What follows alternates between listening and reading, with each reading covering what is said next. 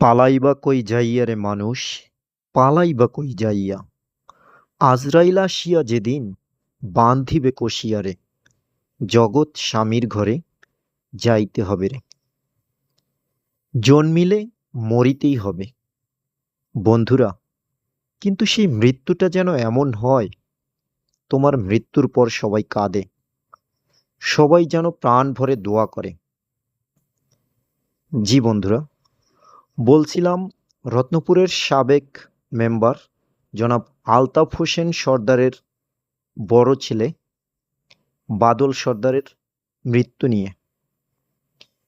বাদল সর্দার খুব বেশি বয়স হয়নি, আবার একেবারেও কম না, বাট তার মৃত্যুতে দেখিয়ে দিল মানুষ কত ভালোবাসা অর্জন করতে পারে।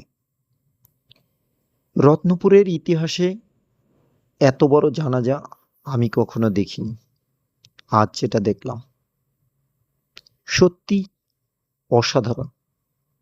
মানুষের মৃত্যুর পরে যদি মানুষ না কাঁদে, তাহলে তোমার জীবনের পুরোটাই ব্যর্থ। তাই এই পৃথিবীতে তুমি যা কিছুই করো না কেন, এমন কিছু করে যাও মানুষ যেন তোমাকে হৃদয় দিয়ে স্মরণ করে, অন্তর থেকে ভালোবাসে।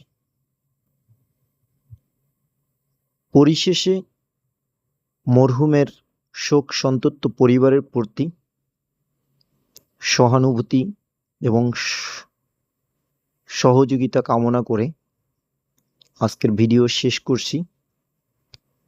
দয়া করে ভিডিওটি বেশি বেশি শেয়ার করে দিবেন, যাতে মানুষের দোরগোড়ায় পৌঁছে যায়। আর চ্যানেলটি ফলো দিয়ে অবশ্যই পাশে থাকবেন। Love you. আসসালামু আলাইকুম ওয়া রাহমাতুল্লাহি ওয়া বারাকাতুহু।